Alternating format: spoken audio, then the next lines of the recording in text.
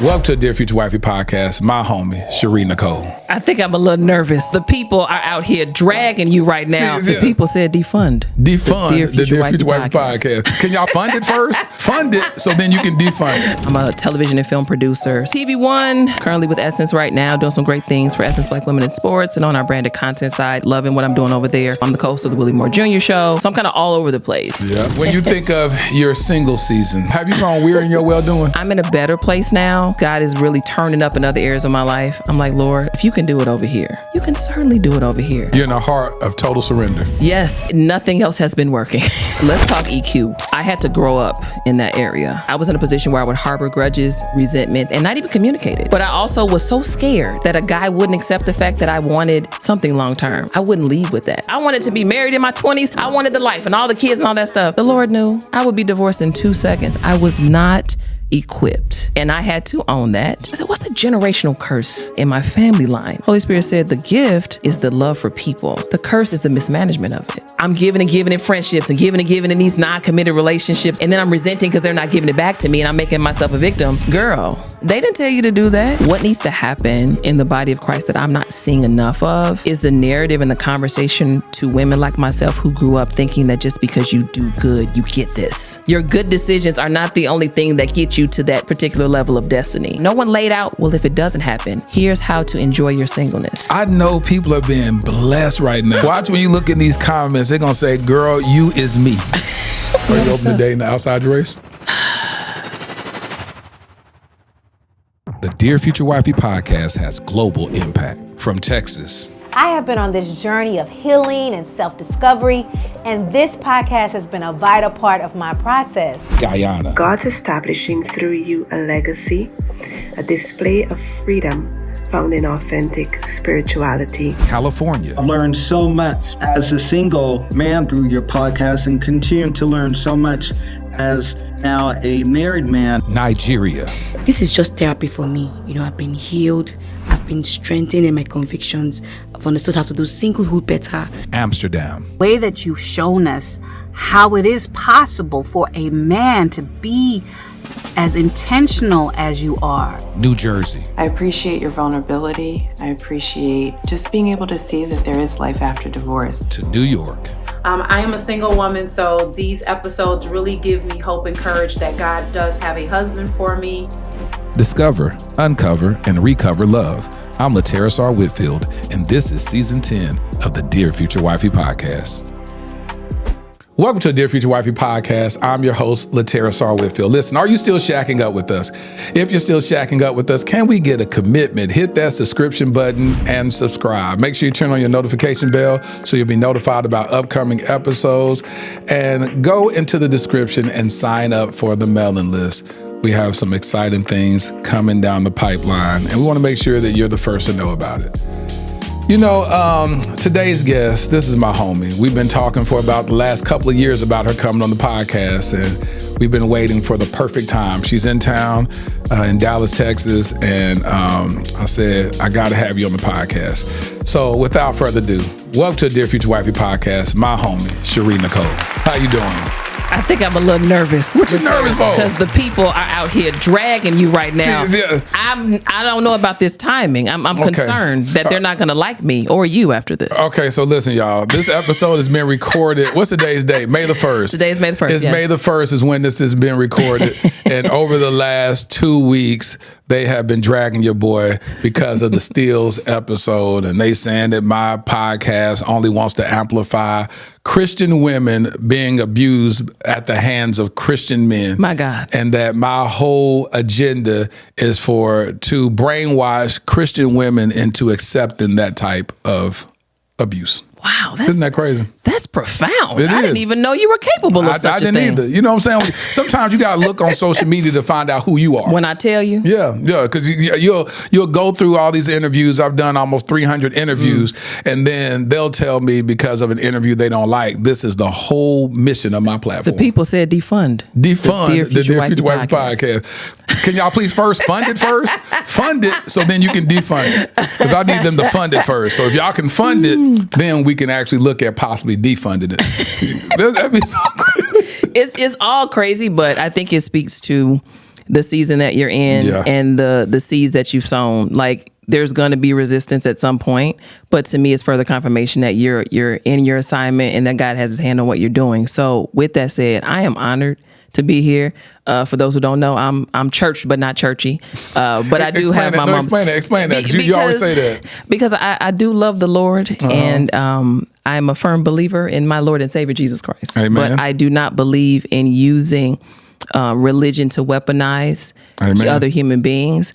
I don't believe in using religion to cloud the realities that are around us. I don't believe in using religion to absolve us from doing our work. That part. So, and I think that God honors our conversations that we have that are simply relatable and that are symbiotic, that don't necessarily include Bible verses or over religionizing. That's a new word I'm using. Yeah, over religionizing. Things that are just basic things. Yeah. So that's what I mean. So when you think of your single season. My single session? Yeah, your single session. Your single session. What's the difference between a season and a session? A session is longer. I feel like a season, it has some level of it's going to end soon. A session could last as long as it needs to last, or that the good Lord or somebody else says it's going to last. So I'm in a single session. So have you grown weary in your well-doing? Yes, at times, absolutely. Where are you at right now? Where do you feel? Where's your heart at right now?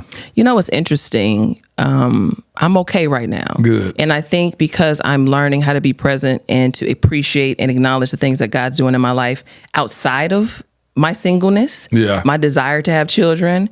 And with that said, it allows me to give it to him. Like, that is an area of my life, and really all areas of my life, but that's an area of my life where I've been trying to somewhat control or take ownership and own this of in a way where that's for him. It's literally going to take a miracle. And I'm not saying that to be funny at all. I know the type of woman that God made me to be. I know what my standards are. I understand my foundation. And so with that, I'm not going to play around with, and fellas, if you're going to get mad at this, then this is for you, but you shouldn't. I'm trying to be very careful with what I'm saying. Okay. Because I do have standards. They're not harsh standards, but they're connected to my foundation. So with that said, I don't believe right now, based on what I'm seeing, there's a lot of eligible bachelors out here that coincide with that. A lot of them are already married, as they should be. A lot of them are maybe getting out of a marriage and trying to heal. And even me, as we'll probably talk about, finding my own healing and figuring out what I've been not doing correctly. So I'm in a better place now. And because God is really turning up in other areas of my life, I'm like, Lord, if you can do it over here, you can certainly do it over here. So here you go. And I'm just going to focus, as the Holy Spirit continues to tell me, on what's in front of me. And we'll see what happens from there. And that's where you're at right now. That's where I'm at. You're in a heart of total surrender. Yes, because nothing else has been working.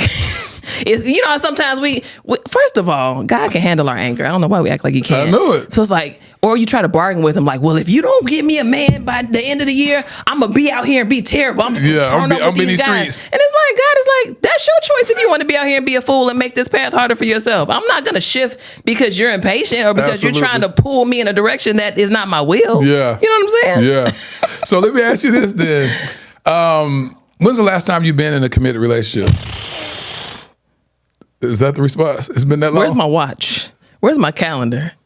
I don't recall. I've been in a perpetual cycle, and let me not use the word perpetual because that indicates infinite. I've been in a consistent cycle of situationships. And for the time being, short term, okay, that's cool. You dating a guy, y'all, talking, whatever. But there's no level of commitment beyond a certain point. Right. And I had to understand that I played a part in that. And I made myself a victim in that for a long time. A victim? A very long, yes. I put the onus on them. But it was absolutely, I played an equal part in that. Absolutely did. So when you say, that's good, accountability, you said you played a role in that. Yes. But at first, how would you show up playing the victim? Would you tell them that they did something wrong, or was it just internal? Let's talk EQ. Let's talk emotional intelligence quickly. I had to grow up in that area, and I didn't really grow up in an EQ capacity until probably my mid-30s. I'm 38 years old, so we're talking maybe the last 4 to 5 years. With that said, that's when I was in a position where I would harbor grudges, resentment, things like that, and not even communicate it. I wasn't communicating my feelings, but I also was so scared that a guy wouldn't accept the fact that I wanted something long term. I want to be married. I want children. I wouldn't lead with that. I wouldn't say up front really what my heart's desire was. So if I'm bouncing around in my job. I'm in the entertainment industry. My posture. Tell people what you do. So I do 5 million things. I'm a media personality, a radio host. I'm a television and film producer. So all things entertainment. And it's what I've been doing for almost 15 years. And what are some of the companies you work with? TV One. What else? Essence. Currently with Essence right now, doing some great things for Essence Black Women in Sports and on our branded content side and even our editorial side. Loving what I'm doing over there. I'm the co-host of the Willie Moore Jr. show. So I'm kind of all over the place. Yep. Also was the producer for Sister Circle Live, and that was a great experience as well. So just a few things, but thank you for that. I don't always like talking about my Yeah, you don't. And that's why I want people to understand, because they'll hear people talk and be like, okay, in the entertainment industry, well, what does she do? Yeah. But then you start hearing that not only are you behind the scenes in certain regards, but you're also front facing. Yes. So then it's not like, so people see you. Yes. So with high level of visibility, then people can say, well, of course she meets guys. She's around here interviewing these people. You're coming to a point. You're coming to a point, Latarra. Yeah. So talk about that. I had to come to the realization that my posture was literally perpendicular to the purpose that I thought I had for being in a relationship.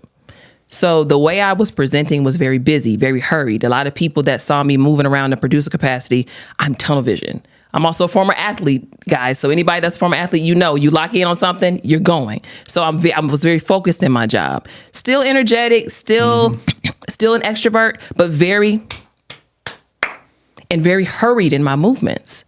My movements didn't say, I'm available. They said, okay, if you want to, okay, we got to go. And then boom. That's how my body language was. That was how the energy I was giving off. So yeah, I met a lot of guys, still do. But at that time in particular, for years, that's the energy I'm giving you. I'm not giving you committed energy. I'm giving you, okay, we can have fun. And then whenever you're available, I'm available, okay? And then I'll see you around energy. That's a totally different type of energy that I wasn't realizing I was giving. But if I'm meeting men in this environment, that's my only real opportunity to give them energy and to posture myself in front of them. Shari, when'd you know that? When did you come to the awareness of that? Probably about a couple years ago. So now I'm more conscientious about my engagements, especially with men in work situations. I try to be way more present. I try to be mindful of my tone. When I'm working, my tone is even different. Yeah. Not even on purpose. Be very direct. It's very direct. It can almost come across a little bit harsh. I'm just being honest. And that's totally not my personality. So I said, okay, I have to take breaths. If I'm around a man, like in my environment that I find attractive or whatever, I'm conscientious about softening up. If you're not functioning in the divine feminine, you can't expect to receive what you want from a man if you're not giving him what he's looking for. This is good. And I wasn't doing that. So tack that on to me having a low level of emotional intelligence where I'm not even in a position where I feel comfortable expressing my feelings and being vulnerable enough with a man or even with anybody. How in the world can I expect to be in a relationship? So yeah, I wanted to be married in my 20s. I wanted the life and all the kids and all that stuff. The Lord knew I would be divorced in 2 seconds. I was not equipped. And I had to own that. And so through therapy and prayer, and I have an amazing tribe of family and friends, I'm in a place now, when it happens, I'm going to be ready. And so is he. Now watch this. Sure as I'm sitting here, watch what happens. Because it's a language that gosh, it's so good. It's a language. I remember Jamal and Natasha Miller came on the podcast earlier this year, and they said, you're going to be married before the end of this year. I said, well, why do you say that? He says, I can hear it. He said, it's the sound that you have, the language in which you speak. You're healed. You're ready. And I sat there and I was like, because I started prophesying over myself last year saying, I'm going to be married by the end of 2025. Yeah. But then Jamal Miller said, he could hear it. And so that's what I'm hearing from you is this level of accountability, this level of self-awareness, this level of being able to identify. There was a point in my life where I had low EQ and now I'm vibrating on a different level and I can hear the difference in what, and then you're saying I'm self-aware with this feminine energy that I'm giving off to men, desiring possibly of wanting to be married, but a dude ain't trying to marry another, well, I'm about to say not another dude, but. Well, let's keep it honest. If I'm giving off masculine energy, because we have to be real, okay? I have been an athlete since I was 8 years old. I'm 38 years old. I played basketball from 8 years old till I was 23 years old. you're in environments that pull more from your masculine energy than your feminine. You have to be very intentional about harnessing your feminine energy. So it could even be in my posture. You have a pillow behind me. Yeah. I'm thankful for it, because if I get too relaxed, it's going to turn into this. So if a man's watching me do this versus this, that's a totally different situation. So hold on, tell me, when did you, because how self-aware did you, so when did this happen? You just said this was 2 years ago, or different stages. What made you decide to start analyzing your whole self, your whole being? First of all, you have to listen. And I'll go back a step. I dealt with a breaking of a very close friendship. This was like a sister to me. We're great now, but it was traumatic. And it was her and a few other people I was thinking to. I was all very close to them. It was like a group of us. And so when that tear happened, and we did business together and all these different things, it was super traumatic. But it put me in a position where I was by myself. Now, not more figuratively than literally. I still have a great family, other friends, but I was in environments where with myself, when normally I'd be hanging out with them or doing something with them. So I went to therapy. Shout out to Spirit. Dr. Spirit is amazing. I heard she's just amazing. Oh, she's a powerhouse. Started going to therapy with her. And also I started that time of the busyness. We create busyness in our lives, even when it doesn't want to be there. And sometimes it's with the people we love. So if I'm busying my life up with my friends and these connections, yeah, we have great times, but I'm losing out on some of the time I need to be with just me and God, or just me. So the Holy Spirit started to deal with me at my desk. It was interesting. Sometimes I'd be sitting working. I'd just sit and he would start to drop little stuff, little downloads. And one day I was tussling because I was sad. I missed this bond with these women. And again, like sisters. So imagine you don't talk to your sister no more. And it seems irreparable, like it will never be the same. You'll never talk again. And I was sitting at my desk and I'm just kind of finagling around with this concept, struggling. The Holy Spirit said to me, you want to be married, but you don't even know how to be a good friend. And so when I got that download, I said, you know what? I have to work on just being a good friend, being a good sister, being a good daughter, being a good advocate, being a good coworker, like those foundational things, which then put me in a position to say, hey, I have to get better. I'm not well. I'm a victim. I'm sitting around here trying to blame people for where I'm sitting right now, for the breakage of relationships that didn't work, that I also played a part in. How many conversations didn't I have because I was resenting and holding in bitterness when I could have just said, I'm sad right now, or hey, I'm offended in this moment. So if I didn't have the language to express myself emotionally, how in the world was I ever going to be in a position to be married? It's not possible. So that's when the work really started for me. And then when I started to see in doing the work, how that shifted my relationships as a whole, I'm not even talking about romantic. Then I started to be encouraged in that way. I'm saying, okay, let me just keep doing the work. So that was really part of it. And two, just understanding how to protect myself, understanding what healthy boundaries look like. I got another download. I come from a line of pastors. My grandfather was a pastor. My grandmother's an evangelist. My mom's a PK, all that kind of stuff. And, you know, my grandmother dealt with dementia for 17 years, which 17? Is unheard of. Yeah, yes, unheard of. It'll never last that long. Yeah, and she got it early in her 60s. My grandfather passed away in his, I think, mid to late 50s. He died early of a massive heart attack. But they gave everything they had to everybody. They gave and they gave and they gave.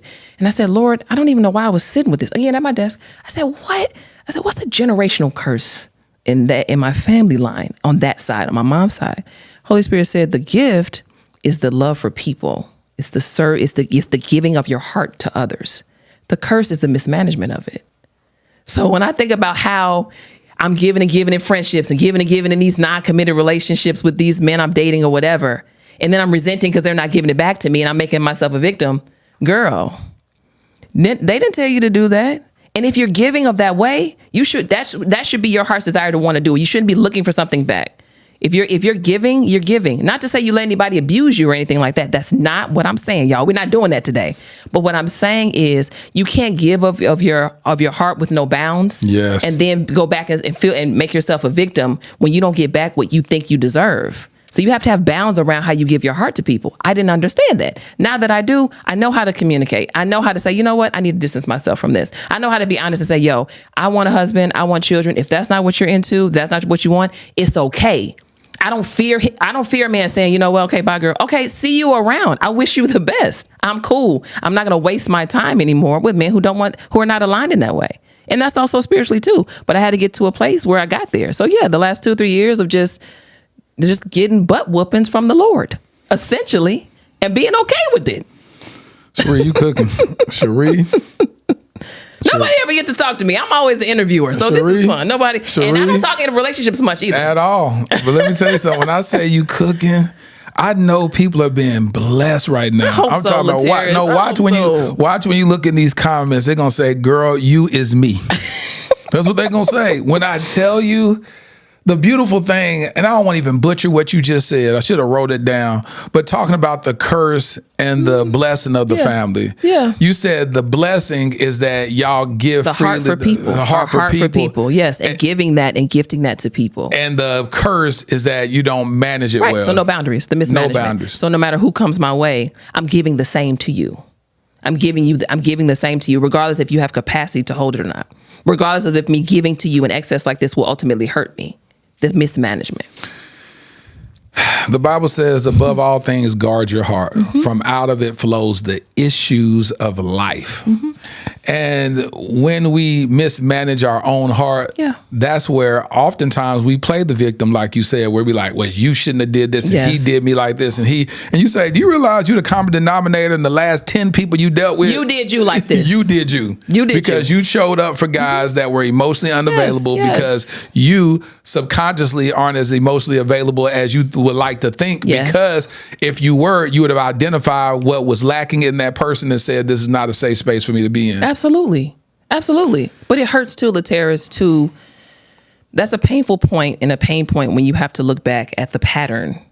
And I had to do that because, again, it's this performancism, perfectionism kind of moves at play where it's like, okay, I don't want to look at the fact that I dated about 5-6 men and the story was the same. The men changed, but I didn't. So I have a role to play in that. I want to be clear to any women who are watching in my position. This is not for us to absolve men from irresponsibilities on their end or actions that have hurt us. Absolutely not. It's just to acknowledge if the pattern is repetitive, you play a role in that pattern. It doesn't mean you play the full role, but you definitely play a role in that pattern. Is that you're the common denominator. Yes. And that's what we have to always look at. Even my own life, I had to look at the common denominator is me. Yeah. And so I love that you're saying that when you were, take me back to let me self-awareness. Let me tease my hair. Can you talk about take you back? I'm going to take you back to before the self-awareness. Mm-hmm. When did you predict that you would be married? Did you ever have a date like by 25 I'm going to be married, by 30? 25 such a fun age. And it's funny because my mom got married young. I think my mom was 21. 21. Yes, both my sisters are married actually. I'm the oldest of 3 girls. So how old were they when they got married? I think Deanna was maybe 25, 26 I think. Don't kill me, Deanna. I don't remember ages like that. And I think Whitney, my middle sister, was 22. So everybody's married. Yes, my middle sister Whitney has 2 children. My Layla and my Trey, I love them. And then my sister Deanna, no children, but still married. So I'm like the last standing. And you were the oldest. I'm the oldest. Yes, we're all 2 years apart. And for me, I always wanted to be married in my 20s. So kind of mirroring my mom's life, because that's what I saw. You know, I'm growing up in a household. My parents are married. I know my mom got married in her 20s. And when you come up in the church, we can go there. And this is not an attack on the church. I love the church. There's issues, yes. But I'm not someone who is going to forsake the assembly of the body. I'm not someone who doesn't respect leadership in the church. We all got stuff wrong with us. Absolutely. But when you grow up in environments where you are in the church and you're having conversations with loved ones or people in your community who are also churched, you expect to have that. Mm-hmm. You expect to be married young. Yep. And that was part of it for me. So it was almost like a to-do kind of checklist thing. Doesn't dismiss my desire, but I think sometimes it's a to-do list overtakes the actual desire. Or it puts you in a position where you're not even understanding what you really do desire. So I wanted to be married absolutely in my 20s. We'll say 25. That's a cute little number. Give me a little time to kind of act a fool a little bit and then settle in. But yeah, I wanted to be married young. I wanted to have children young. I want to be a mom. I've always wanted to be a mom. I've always wanted to be married. I think that desire is a real thing for me. But seeing everyone around me start to start to get married. But I will say this, I think, and I had this conversation with you, I think, last time I saw you. Yeah. What needs to happen in the body of Christ that I'm not seeing enough of is the narrative and the conversation to women like myself who grew up thinking that just because you do good, you get this. And then when you don't get it, no one talks about when you don't get it. And first of all, we shouldn't be chasing marriage based on good deeds. First of all, the Lord is too much grace that he lays out for us, way too much grace and mercy for us to even think we can earn something like that. But when you're seeped in religion and not revelation, you think marriage is something you earn because you don't have sex, or you're making good decisions. Yep. Your good decisions are not the only thing that get you to that particular level of destiny. And there's not enough conversation to women who have now grown up like myself at 38, who thought just because they did the good deeds that they would have that desire. No one's talking to us about, no one laid out, well, if it doesn't happen, here's how to enjoy your singleness. If it doesn't happen, here's how to continue to hold out hope when you feel like there is none. There's not enough conversation, and there's too many married people telling single people how to be single and how to be married. There's not enough balance. I wanted somebody to talk to me that's been single for 20 years. I want somebody to talk to me when it worked out. The young lady you had on your show, whose wig fell off. It was a whole thing. Now she's married. But watching her go through her journey, watching her be single for a long time, watching her speak to other singles, watching her figure out ways to be happy, watching her create content, to now look at her be married, I need more of that. Yes. And there's not enough support for women like myself who are single, who are sitting on the other side of that camera saying, yo, nobody's talking to us about what if it doesn't work out. I have a god sister in her late 20s, same kind of upbringing I had. Wants to be married, wants the relationship. She's smart, she's brilliant, she's bright, she's beautiful. It hasn't happened yet. There's not and telling us, girl, just first of all, stop asking people who want to be in relationships, have they prayed about it? Yes. Stop doing that. Of course. Well, have you prayed about it? Of course I've prayed about it. Stop it. Stop making that your default response. That's number one. And number two, nobody's saying, when your heart is, nobody's talking to the single woman who has to fight through the heartbreak and the grief in real time of not having that desire. We're women. We want that. God created us to be nurturers, to be wives, to be mothers. Some of us that don't want it, that's fine if you don't want that. But if you want that and you don't have it, and you feel like you're doing everything you possibly can, you're praying, you're trying to make the best decisions you can. We're not perfect, but we're doing everything that we think we can do within our own means, in our own power. And it's still not happening. And we have to sit and trust God with that. Still not happening on a daily basis. It's not enough conversations with women my age about it, and these young girls. It's not. Nobody's really speaking to them on that level and on a consistent basis. And that for me is probably the most gut-wrenching, challenging piece to this. And that's why I wanted to come on here. Because somebody got to talk to them, to the women like me that are on the other side of this camera. It's not enough. And it's not about complaining. This isn't about complaining. This is about constructing a real understanding of how to move through your life when this part of it is not happening for you. I saw an article the other day about the sad reality of the statistics of how most women aren't going to be married. Yes, that's the reality. Absolutely. And I've never uttered that on my podcast. I've a fear of, it just sounds bad. You know what I'm saying? It's it sounds like a discouragement. Yeah. Because what happens is that we know statistics don't mean anything to God, and doesn't mean that if it's 90% of women ain't gonna be married, then these people, the people that listen to my podcast, say we're gonna be the 10% that miracle. Do. Yeah, said it earlier, miracles. Yes, miracles. And so when you look at that, do you really feel like it's a miracle for you to get married?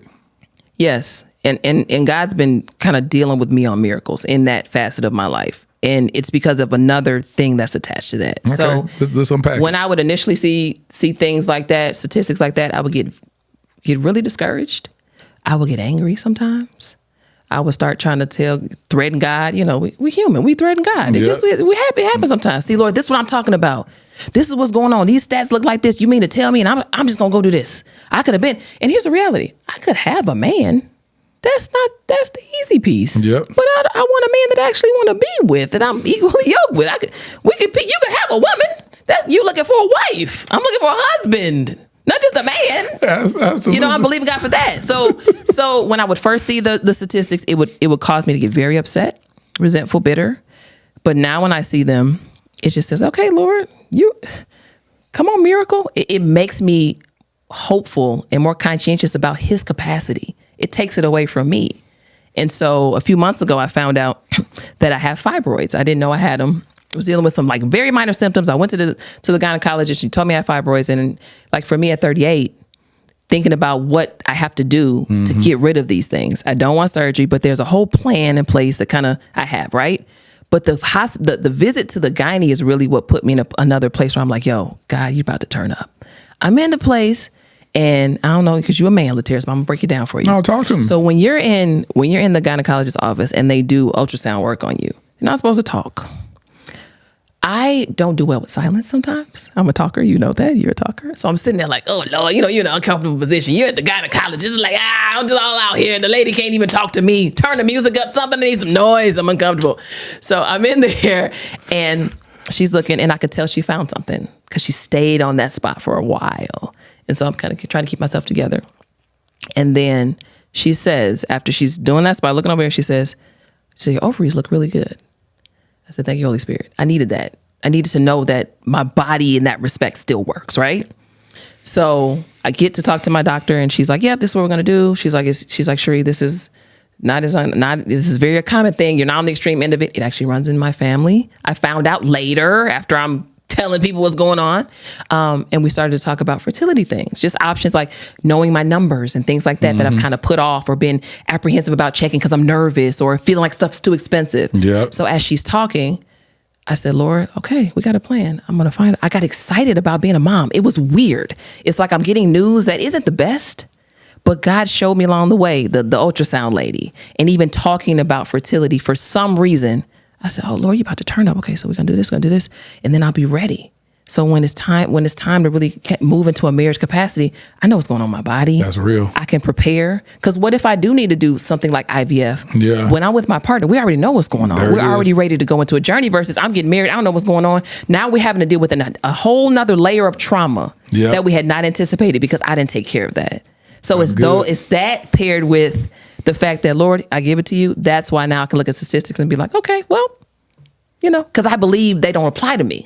Now, if you're okay with them applying to you because maybe you don't want to get married, or maybe you're too fatigued to faith that out like that, that's okay too. Hold on, stop right there. That's okay. Hold on. You're you human. said maybe you're too fatigued to faith that out. Yes, we've all been there.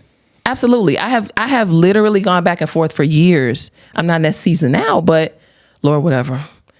Oh, well, if it's just not, maybe it's not meant for me to have children. Maybe this, and I've prayed, Lord, take this desire away. If it's not from you, I don't want it anymore because it hurts too bad to desire it and to have these same results. There's fatigue in that. So sometimes you're so fatigued, you don't have the capacity to faith something through right then. That's where community comes in. That's where accountability partners come in. That's where Holy Spirit comes in and say, yo, I know you don't feel like it, get on your knees. We gotta have a conversation.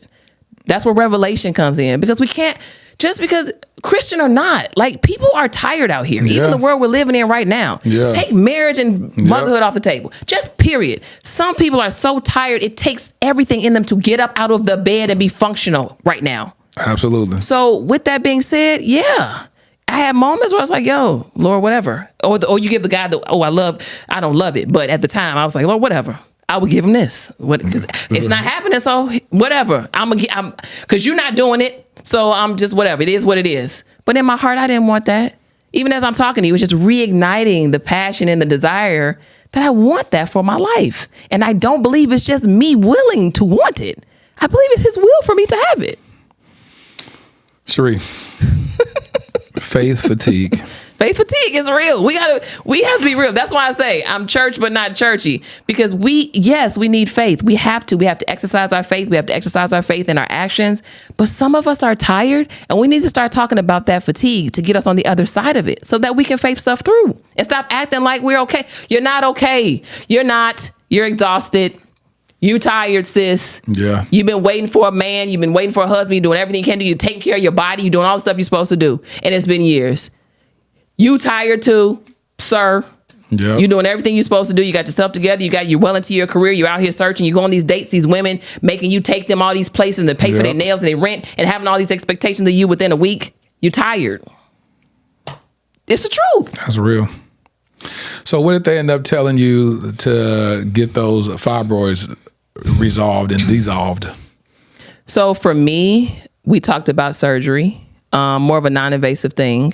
But you don't want to do that, right? I do not want to do that. My sister, my youngest sister, actually had a major fibroid surgery a few years ago. Her fibroids she had two that were much larger than what I have, but I saw how that impacted her. She's doing really well right now. And I believe if she wants to be a mom, she will be. My sister's not like hell-bent on having children like me. So she may just forgo that, but I think she's going to end up having a child. She's going to be a great mom. But I'm working with Coach Jessie. She's a fibroid elimination specialist. I'm working on getting these things down as much as I can naturally, which also comes with me being present in moments, me acknowledging my feelings in moments, me keeping my stress levels to a minimum, me taking care of my diet, supplementation. Shout out to my good sis, Dr. Jakima Miller. She has a hyperbaric chamber that I've been doing treatments in as well every week. So we're going to go that route first and see how small we can get these things. And I'm believing God. I go to Change Church, and we just wrapped up our Lent season.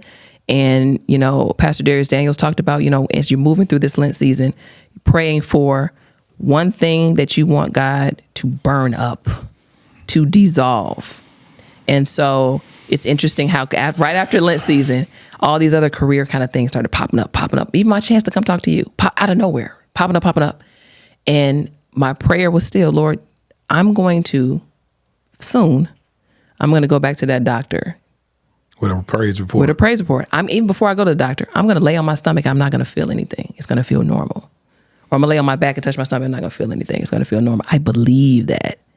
I don't take that lightly. So I'm going to believe God right now. Now, if the Lord says, you know what, Shari, you've done all you can. Let's move to the next step. I will be obedient in doing that. So I think we have to also be careful when we're believing God and moving through our miracle season. You have to also be practical. And the Lord may tell you to switch gears. That's still a part of your miracle. Like we think the supernatural is just like, poof, it's gone. Thank you for saying that. Sometimes the supernatural is a process. Thank you for saying that. It's a process. See, I like having real conversations like that where you have faith. Yeah. And then you go, all right, now let's be logical. Yes. And sometimes people are like, that's not faith is the opposite of logic. Don't do that. But it's like saying, no, I'm having faith up until this point, and then God is shifting me to say, I gave you modern technology. Yes. I put doctors in place for a reason. So now I am the great physician, and my diagnosis is to go see this physician. Absolutely. And so when you normalize it like that, instead of just saying, well, I've given up on faith because I'm gonna go ahead and get this surgery.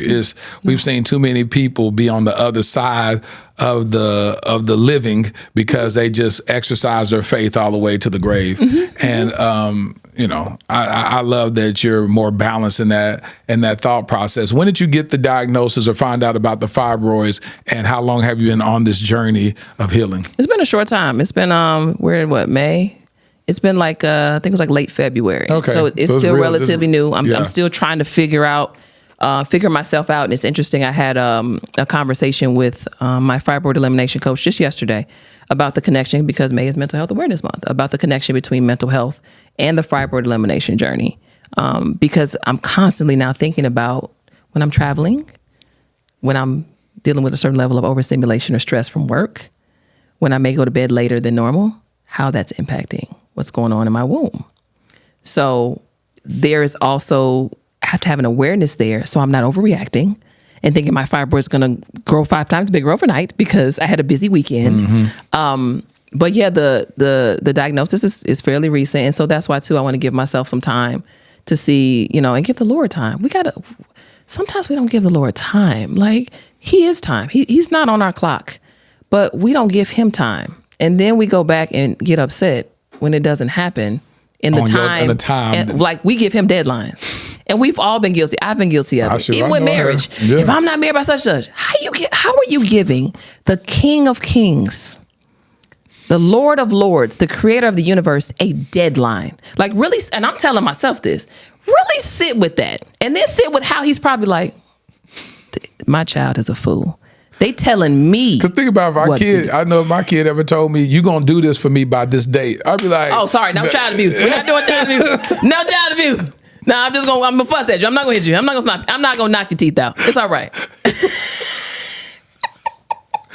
You going to do this by this date or else. Be like, and then as a parent, we just going to make it happen past that date to see what the kid going to do. Be like, all right, now what happened? Let me tell you something. We'll be like that. So let me ask you this real quick. Educate men about fibroids because, you know, I have a lot of awareness from it because of the women in my life. And I, you know, have conversations about this all the time. But a lot of men be like, what is this about fibroids? Yeah. Educate, if you could and would, about fibroids. I'm not a doctor, but I'll say in layman's terms, they're like these benign tumors that grow.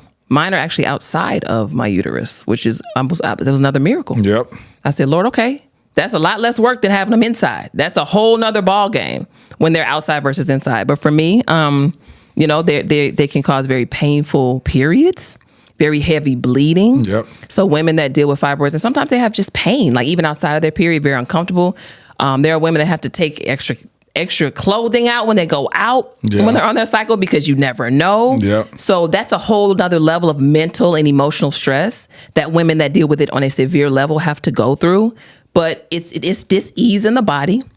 And as far as women's reproductive parts are concerned, our uterus or outside of it, that cause a certain level of discomfort. Again, benign, but still they can, you know, it can cause bulging in your stomach. So some women, they look like they're bloated or even pregnant, depending on the size of their fibroids. Right. So, you know, it's just something to be mindful about. They can impact your ability to have children depending on what's going on, and impact other things. I don't want to get too deep because I'm not a doctor, but fellas, just know it's a serious thing. Yeah. It's nothing to be scared of because there's ways obviously to eliminate them, whether naturally or surgically.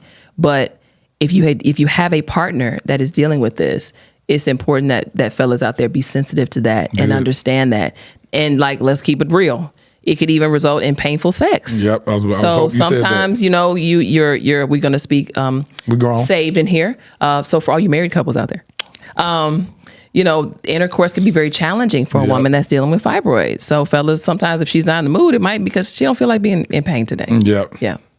I'm glad you said that because I'm just glad. My whole thing for real, because I like for people to be educated. Yeah. Because you'll be in these dating relationships, you may hear a woman complain about cramping on her cycle and be like, all women complain when they're on their cycle, all women this, instead of saying, no, ask her some questions. Yeah. Is this normal for you? Is this a season of your life where you're having more painful cycles? Right. And then you're showing up more emotionally aware. They go, a man has never asked me that. You know, this has started happening over the last 2 years. Yes. You're like, well, what happened? You know, I mean, if you don't mind me asking, what's going on? Well, I'm glad you asked because as we're dating or whatever, let's have this conversation. I struggle with fibroids and this is what's going on or whatever. And now he goes, if you have a praying man, you gave me something to pray about. Absolutely. And also something to communicate through. I think a lot of times we have these communication gaps because people don't have a level of context. Yep. So you take, it's not just about, it is about, but not just about symptoms and things of that nature. It's also about this woman is moving through life this way every single day. Yep. And so if she complains about her cramps, okay, fine, whatever, it's bothering her. But imagine all the other things she's not complaining about in the moment and still making it happen every single day. That's good. So as a woman, if I'm dealing with that, to know that my man is there to be that safe space for me. And I'm also obligated to be that safe space for him. So fellas, I see you, I hear you, I feel you. But as a woman, to know you have enough context to know I'm out here doing the very best I can. My hormones might be going nuts. I'm not feeling well. Depending on my age, I might be perimenopausal and menopausal. Another conversation that's not happening enough. So it's not just complaints. So let's and ladies too, let's reimagine what expressing the angst in these transitions and these issues really should sound like, how it can be communicated in a way where women don't feel victimized by saying, I'm in pain right now about something I can't even control. That part. And fellas, you've been able to say, okay, babe, I don't understand what this is.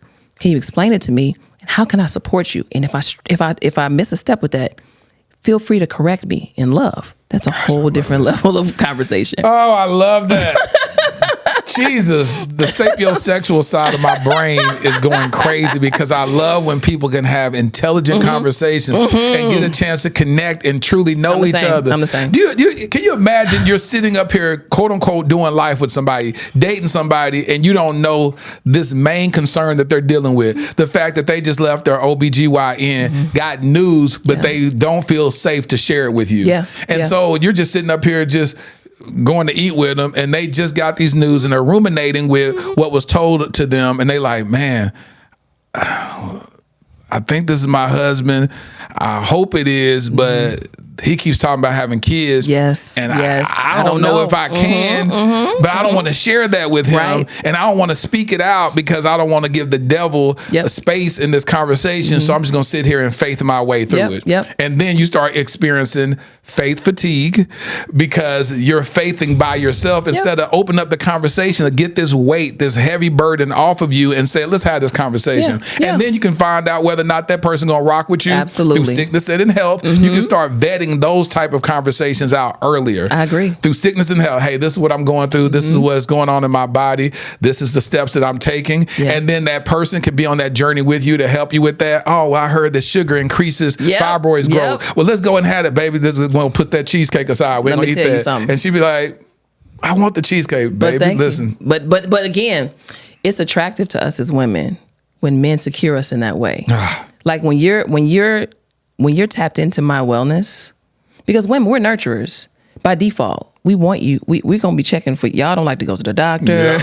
We're going to be checking anyway. Absolutely. But when a man, it's like, no, babe, but we're going to do this. Or let's do this. Let's do this cleanse for a few days. I found this online. I think this juice cleanse is cool. Or, let's fast for it. Let's do Daniel fast. We'll just do it for like 5 days. It's some stuff that, I feel like collectively God has for us. And I want us to kind of be on the same page. And I know it's going to help you in this space. When men, and shout out to my sis, Selena Johnson. She calls it scanning. When men scan for you, especially when you're a woman like myself that's always moving around, you're busy, but you desire someone to care and secure you. You're on a heart level. When a man scans for you, you can have whatever Selena you want. says scanning. Scanning. I like that. It's a great term. I have to attribute. If I said scanning on your show and she didn't say, and she knew that I didn't say that it was her word, I'm getting in trouble. And I'm gonna make it a reel and just have you say that so she can attack you. But that's cool to just be scanning on what the need of that woman is. Yes, fellas, it's not hard. It's really not as difficult as you may think. I know we communicate differently, but it's a security piece and security that blanket covers everything. So when you're intentional about securing me as a woman, submissiveness is not even a thought. We have to start acting like submissiveness in love is a conscious behavior. It is not. I am designed to submit to my man. Like, this is not something I'm going to submit to him. No. Now, that piece of you you might have a little inner conflict when okay, now I told him to get off at this exit, and I know, and he don't want to, and I know we're gonna be lost, but I'm gonna have to let him be a man right now and keep driving. That I get, but just the overall of in just being in life and doing life with a man, that I'm not thinking about submitting to you. And it's not abuse either. Everybody who wants to defund this podcast. Submission is not. I'm not saying I'm open to a man abusing me. No, because the man I submit to why you being is petty? not. Why you being petty? I'm just saying. Just think about people got to edit what they say to make sure they don't say this. I want to be clear. A man that I am submitted to, he was not going to abuse me. That's not what I'm saying. That's why language and communication and listening is so important. It's so many people walking around right now angry. Yep. Because they simply are misunderstanding, whether it be language or the person that they communicated with or the person that communicated to them. Yes. And sometimes that misunderstanding also comes from generational curses that have been passed down from other people who have been traumatized and not healed. It's all of that. We got to understand what words and things mean. And that's why, I appreciate your podcast because you're responsible with it.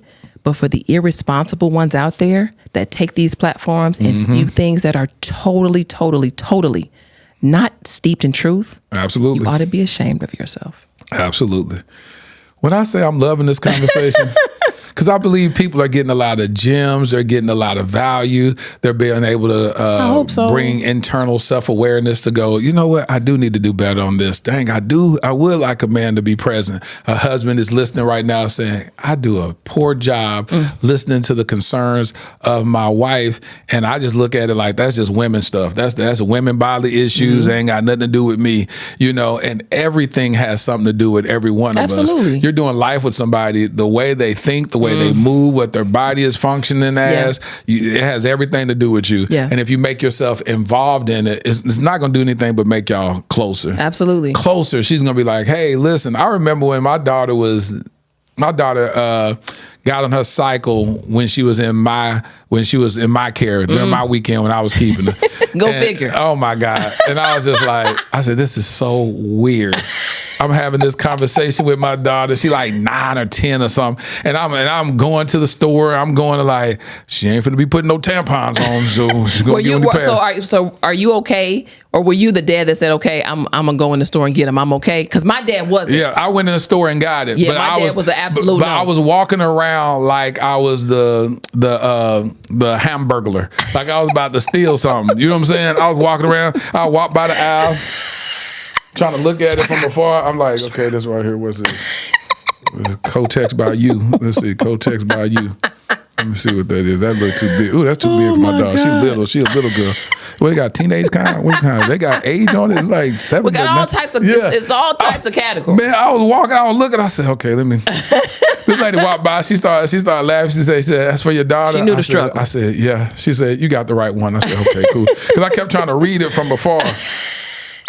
So you can snatch it real quick. Yeah, I can snatch it real quick and put it up on the arm. I walk it up to the thing. I was at CVS. I'll never forget. CVS give me a sponsorship. And so I walked up. Get him one because they're trying to defund this man. Come on, CVS.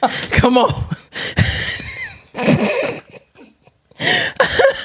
What she keep talking about is this funny TikTok video where this girl just said, defund the Dear Future Wifey podcast. And that's all she said. It was the craziest thing. I said, boy, give me some funding and then you can defund it.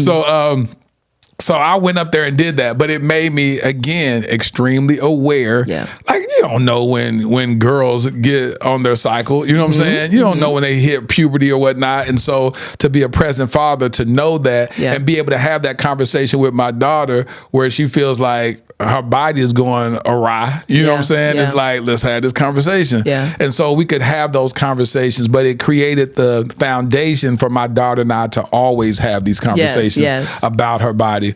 But yeah, man, it's beautiful. It's beautiful. Oh, what y'all don't know is this. I have a granddaughter that's going to be born in September. I saw you posted that. Congratulations, I'm Grandpa. What do they get to say? Did she get to say Grandpa? He's going to call me GP. GP, okay. I like GP. I'm like, GP, are you with me? That's what we always say. That's what we're going to say. I love that. That's going to be our little catchphrase we're going to do. And so, so I'm going to have a granddaughter. And so, let me ask you, what's because I'm gonna let you sit in this, and I'm gonna ask you a question about her. Go ahead. What's one thing that you want to sow into her that you didn't necessarily get a chance to sow into your daughter that you're excited about? To sow into my granddaughter, I'm trying my best to think of something because with my daughter, me and my daughter was tight. She was we were extremely tight. Like we opened books with each other. So I'm gonna have to sit with that because I don't know if it's anything that I would do differently. I just know that me and my granddaughter will have a different type of relationship because I'm grandpa and I'm older in age from when I had my daughter. I had my daughter when I was 18 years old. Wow. And so she was born 2 weeks before I graduated high school. My daughter watched me walk across the stage as a 2-week-old. But I've always made myself very present in her life, and she was my road dog. We kicked it. She was in my arms when I gave my life to Christ. So my granddaughter, I don't know, because I'm trying not to take my granddaughter from my daughter and her husband. You know what I'm saying? So I'm trying to stay in my lane. You know what I'm saying? Because as a father, I had a different level of access. Right. As a grandfather, I have to restrict my access and be like, okay, y'all only give me, you'll give me permission on the level of access I have. Yeah. So I'm gonna try not to, overstand my welcome. Be like, no, I need to go do this. Because my daughter and I, we had a conversation the other day about that.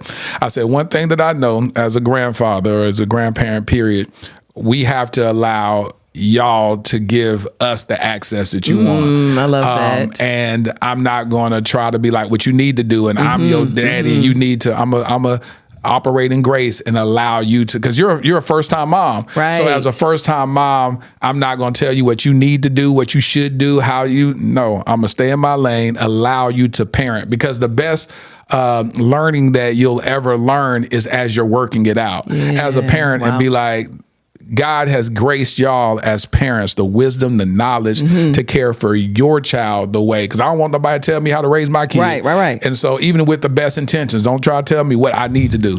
And so I'll say, in that same regard, I'll sit back, let y'all do what it is, and then I'll show up the way I need to show up, because she gonna be spoiled. Let me tell you something. Yeah, I'm you so gonna spoiled. show up. I'm seeing it all in your eyes. You ready to give her everything.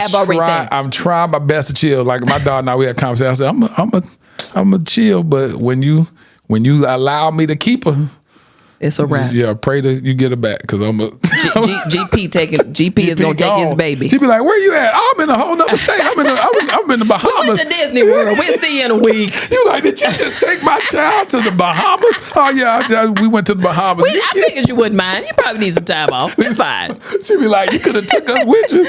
But yeah, so I'm looking forward to that, because I did want to figure out things that I could have. One of my biggest things that I can say as a father that God was so gracious in is that my daughter did things the right way. Meaning my daughter, she waited till she got married to have a child. And she's married. She got married close to the same age I did. I got married around 28, but she got married around 26. Yeah, about 26, 27-ish.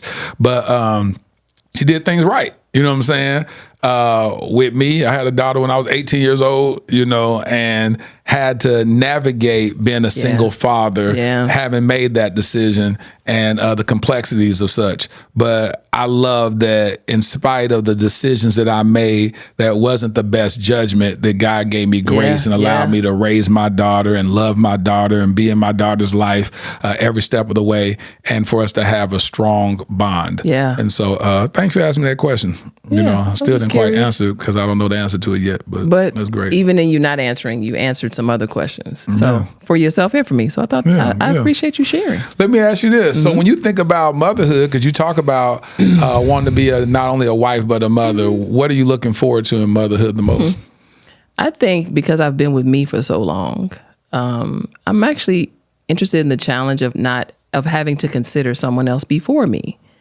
And I've never really been in that situation. I gratefully have been in I say gratefully because it was still very difficult, but I watched my mom be my grandmother's caretaker. I told you about that earlier. So I watched, and we had to participate in that. I was 15 years old when my mom went to Florida, got my grandmother from Florida and brought her to Chicago to live with us.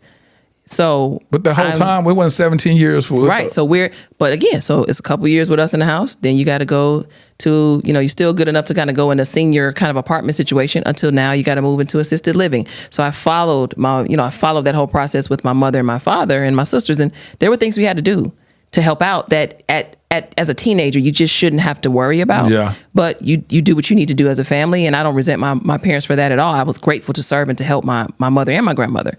But seeing what service really looks like, caring for someone else, putting someone else above yourself. I love kids. I've just been that way pretty much since I was a teenager. I would babysit all the time for different family members. And I love to watch kids grow. I've coached.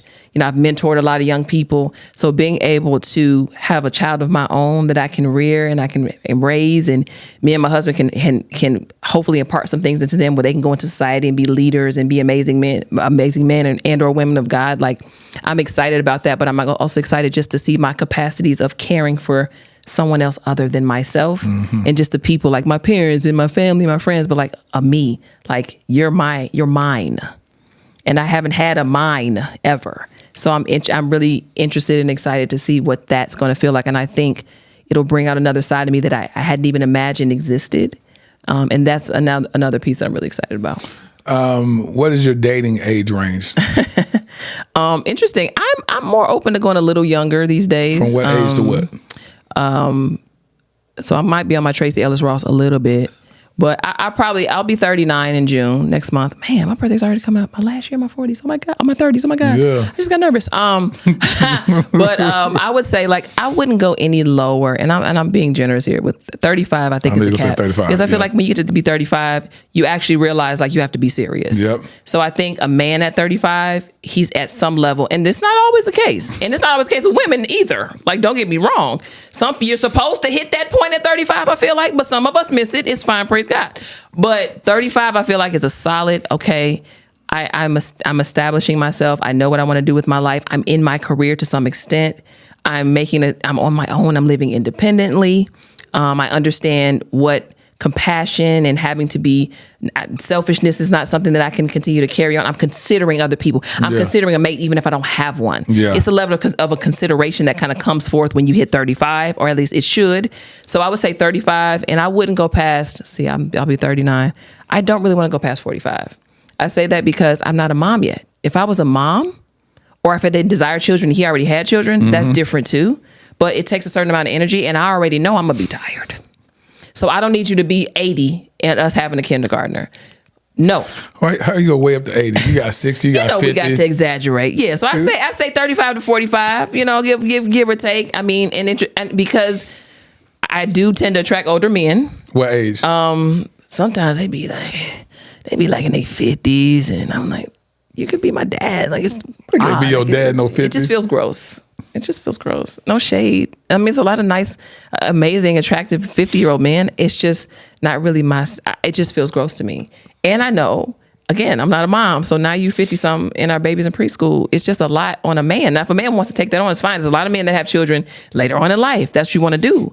But for me, I think that 35 to 45. Now, if he's, 46, 47, and I'm feeling him, okay, we could work on that because I'm moving into my 40s. It's okay. But you have to be open. You have to be a youthful 40, 46, 47. And want to have kids. And want to have children. And if you have, for me, I don't, I know that I'm older. So most of the men that I'll come across probably will be coming out of a serious relationship where maybe they already had a child. Yep. Or, maybe be divorced.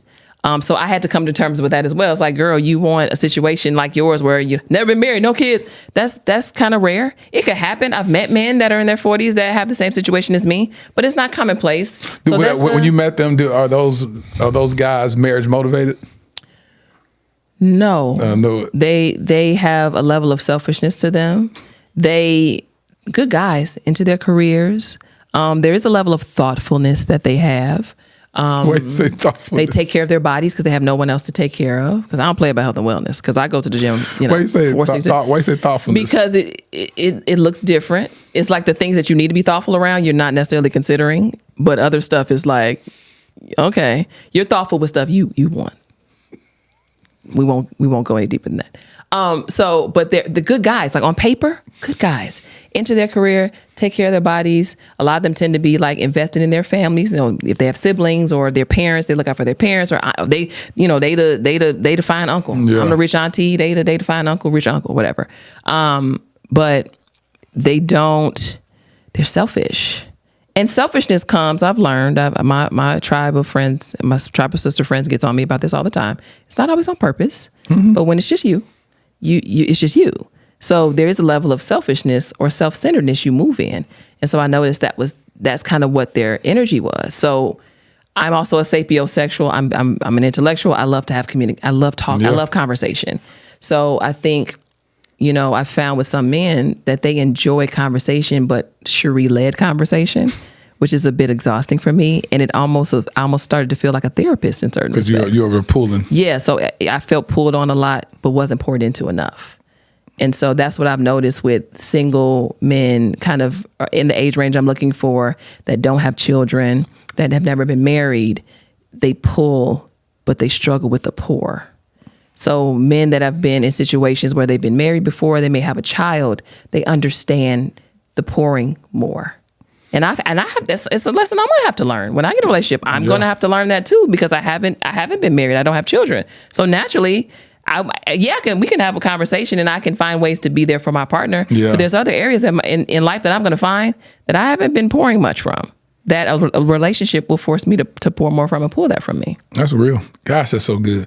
And that's what we don't realize is, like you said, you can be selfish by default. It's like if all you had to worry about for 20 years, just me, yourself. Yep. And, you came from your parents' house and then for 20 something years by yourself. Yep. And it's like, well, I don't have to ask nobody where I need to go. I can get on the plane, travel where I need to go. Yeah. I don't have to even consider someone else's thoughts or feelings when I go do what I want to do. Yeah. And then you get married and be like, God, you don't even consider me. Like you went to go get something to eat, didn't ask me if I want something. Oh, I'm so sorry. I'm so used to doing this. I figured that you went and got you something to eat. Well, no, I was waiting for you to get here. Yeah. And so it can come off extremely selfish because that's the only person they have to worry about with self. Ooh, good point though. Let's take it a step further. Go ahead, unpack it. And this is more of a traditional kind of a thing, but I do want to raise this point because I have to acknowledge my mom, my aunties, my grandmother, who kind of helped us to exercise this point. So when growing up, and again, everybody relax. I wasn't a servant. Okay, I wasn't a slave. Growing up, we learned early on because there's a lot of men in my family, especially on my mom's side. So if my uncle wanted a plate, my dad barbecued or something like that, my mom made dinner, we made plates. And it wasn't a thing. It was like, okay, what you want? So we learned, and again, we weren't forced. We weren't slaves. But it was teaching us as women that there is relevance and there is responsibility as a woman in serving your man.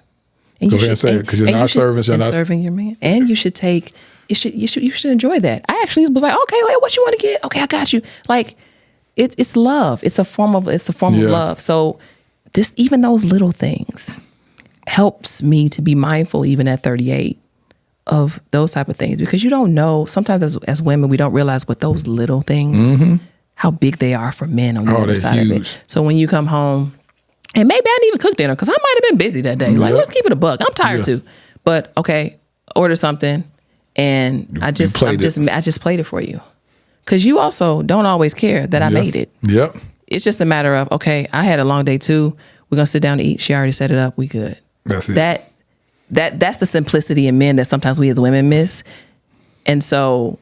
I want you to understand that I am man, and I approve this message. Yeah, it's those little nuances that we miss, but I'm grateful to my mother and my aunts and my grandparents that raised me and reared me to understand the importance of those, because they're not really little things. We think they are, but they actually speak to bigger things. Yep. So if I have an issue with making your plate or asking, hey, what do you want? I got you, or whatever. What do you want to eat? Whatever. If I have an issue with that, how am I going to be in covenant with you? Not gonna work. It's not possible. Or if you cannot, and if you can't be in a situation as a man and say, "Are you okay? Yep. What can I do to?" You got gas in your car? You good? Right. If you don't get do your that, car washed. how are we gonna be in covenant with? At some point in time, it's going to become unacceptable to one, if not both of us. Absolutely. I love talking like this. I love having these conversations because it's like I said, people gonna find value from this conversation.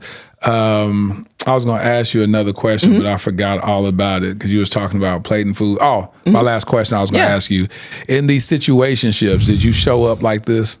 Did you show up serving? Did you show up cooking? Did you show up maybe going to his house, doing a little too much, cleaning his house, washing his clothes? Were you doing that type of stuff? No, not that. No, and I think I didn't give myself permission to do that because I put myself in a situation that I knew was temporary, but didn't want to face the realities that that's what it was.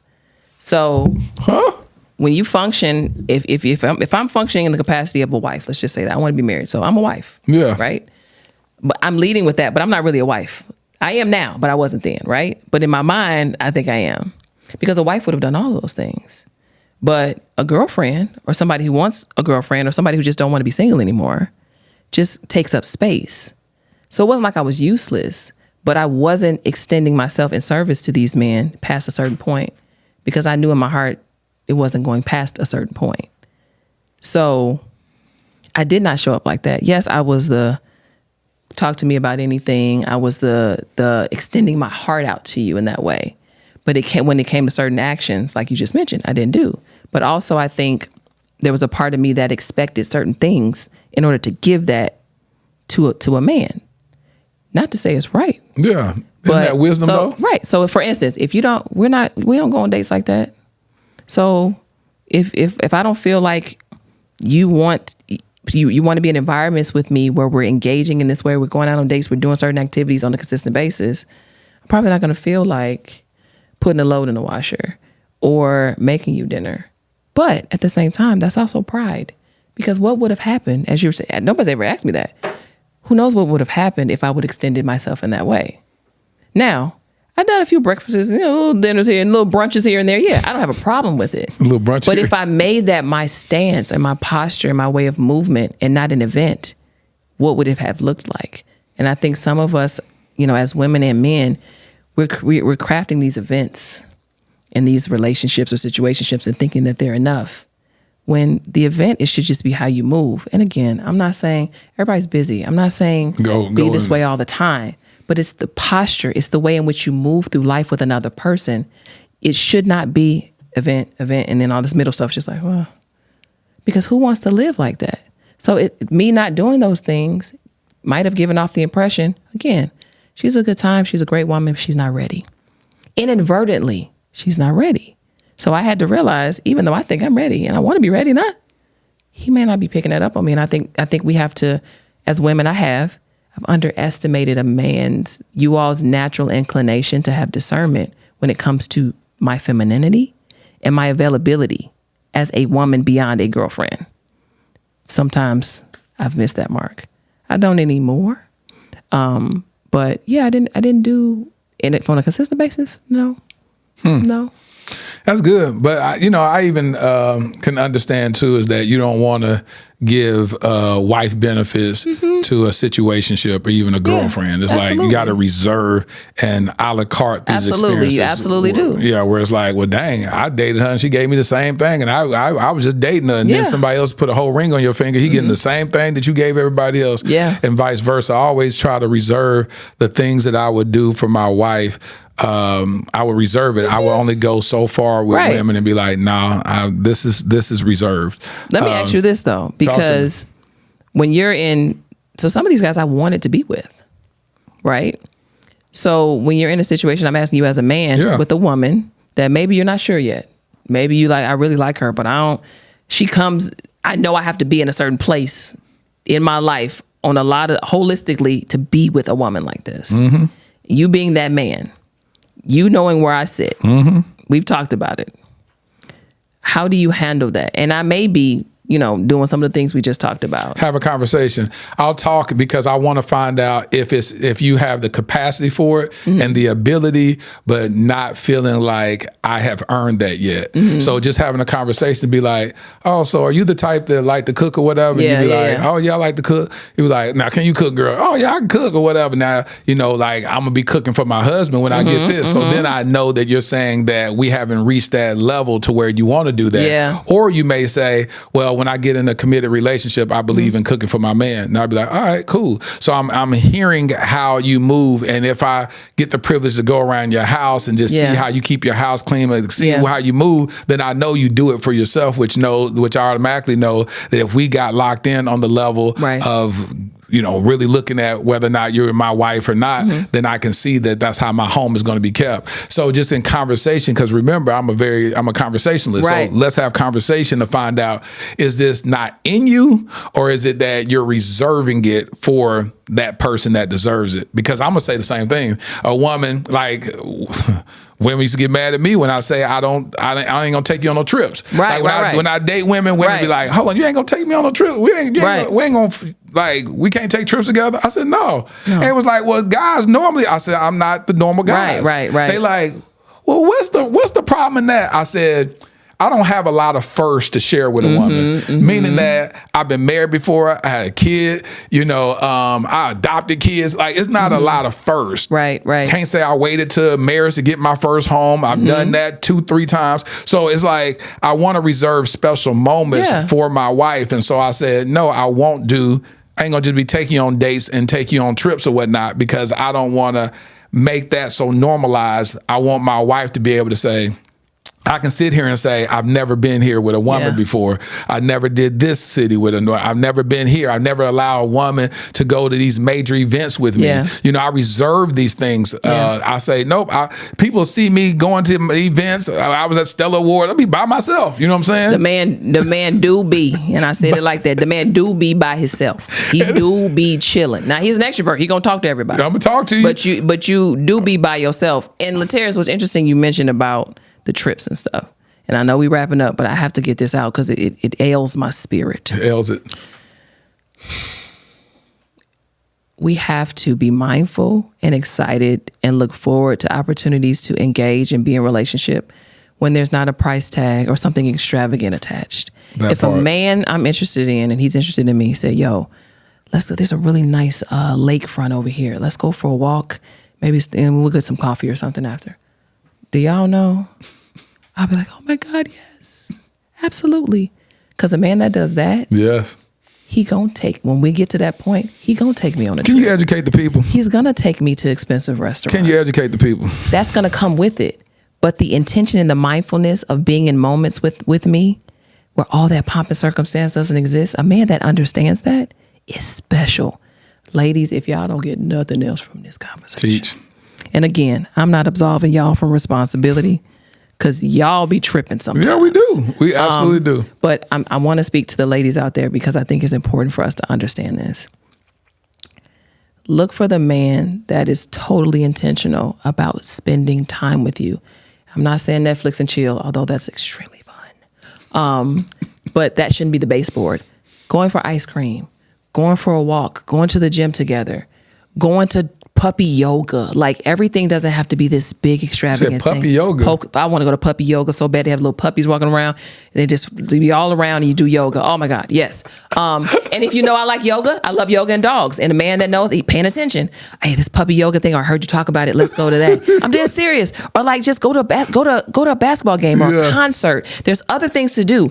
And yes, you can take me to Cheesecake Factory. I love Cheesecake Factory. Yes. They have a very expensive menu. Nice but I know bread. we'll go to Maestro's next week. Like, we have to stop putting these grand expectations, and those expectations are actually limits on men that you're just getting to know. Absolutely. Get to know somebody. I can't really get to know you as well down to the, let's just say the movie. I like a good movie. Me too. But I want to get to know you. If I'm just getting to know you, let's do something where we're doing this. We can engage. You know and what I'm have saying? And it can be very simple. So like men and women, listen to people when they're talking. If you're going to stalk them down to the Instagram or whatever, look at what they're doing. Look at what they're saying in their captions. Look at who they're around. Look at what they like. Yep. Look at where they are. If I'm travel a lot. I might want to sit down somewhere. If you see me, okay, man, May was crazy. I'm so glad I get to be still. Okay, she needs some stillness. Let's go to a sound bath experience. Like, put some thought behind what you're doing. Mm-hmm. Ladies, get your own nails done. You just met him. Pay your own rent. You just met him last week. Get your own lace front glued down. You just met him last night. This foolishness has to stop. And most of us, and I'll just speak to Black women, most of us are not like that. Most of us don't have that expectation. But the ones that do are jamming it up for us.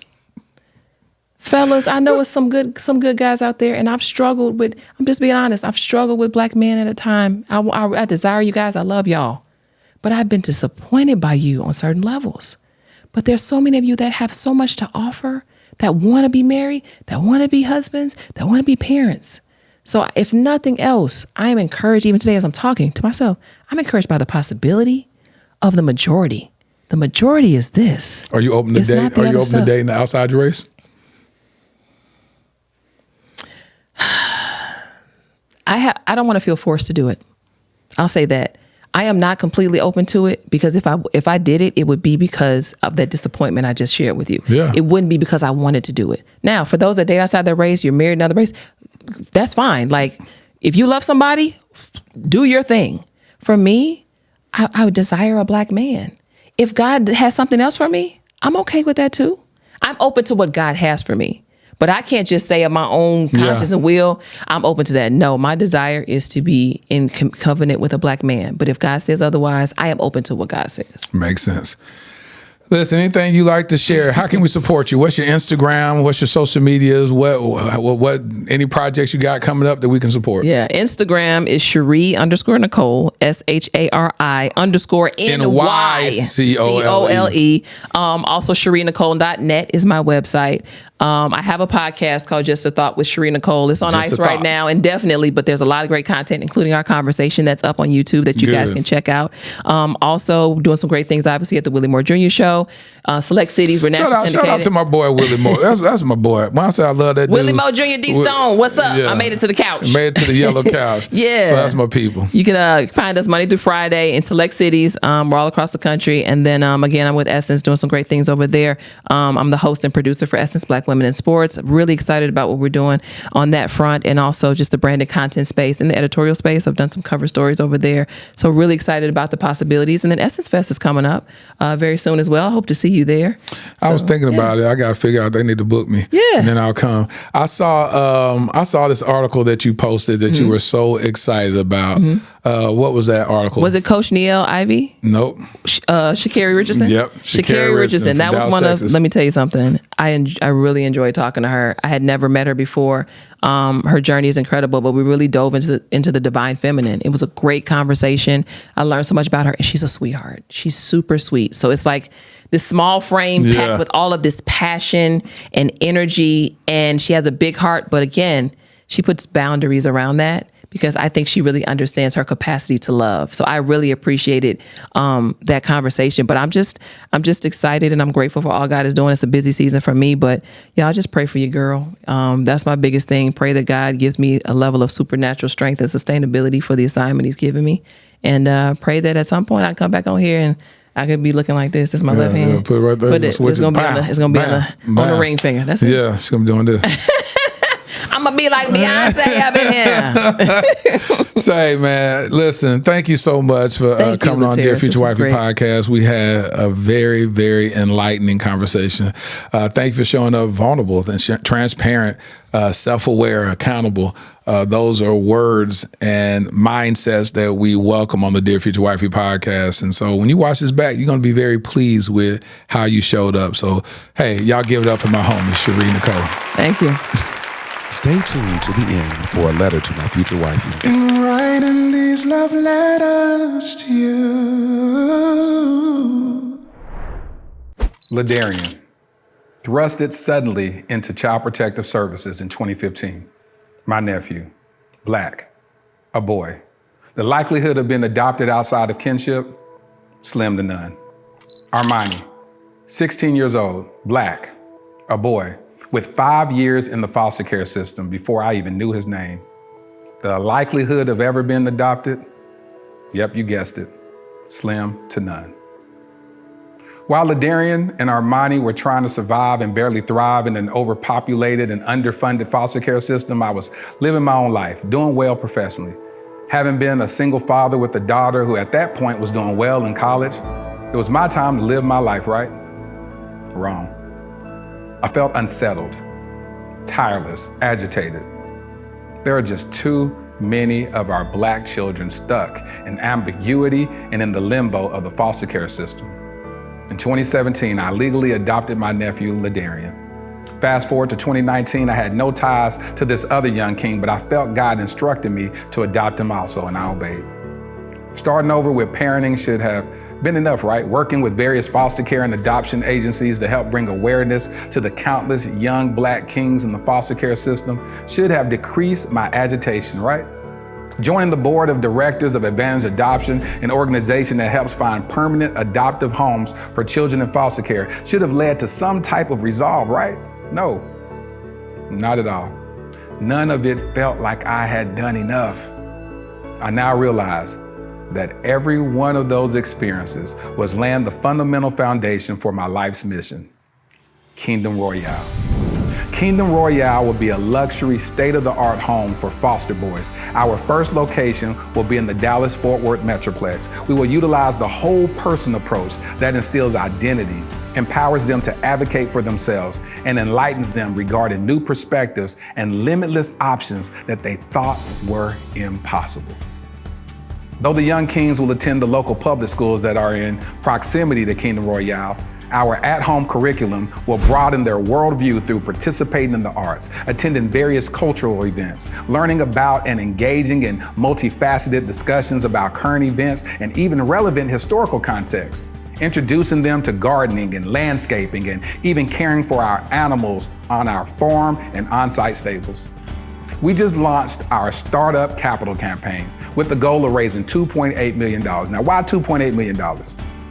Well, in 2017, I created a web series in which I performed random acts of kindness for targeting the homeless community. One of the most notable successes was that one of the videos went viral, garnering 28 million views. However, one of my biggest regrets is that I didn't raise a single dollar to help in implementing a more sustainable plan for the homeless community.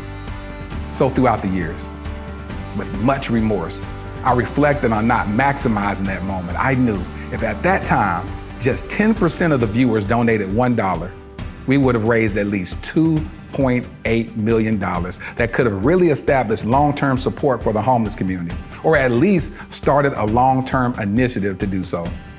This is my do-over. This is our new beginning. Together, we can attack this at the root by specifically helping our homeless Black boys who are already disproportionately represented in the American foster care system. I'm Latarra Whitfield. I've been nominated for 3 regional Emmys documenting my work with the homeless as well as my personal adoption journey. Despite those accolades, the greatest award for me is truly providing the infrastructure for a transformed life. Visit kingdomroyale.com for more details. Crown a king and make a donation today.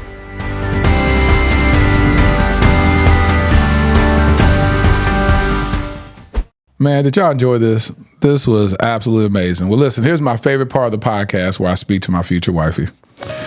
Dear future wifey, I will vow to love you in sickness and in health. Your health, every ache, diagnosis, doctor visit, and even the silent moments you don't speak about is my concern. Not out of obligation, but out of love.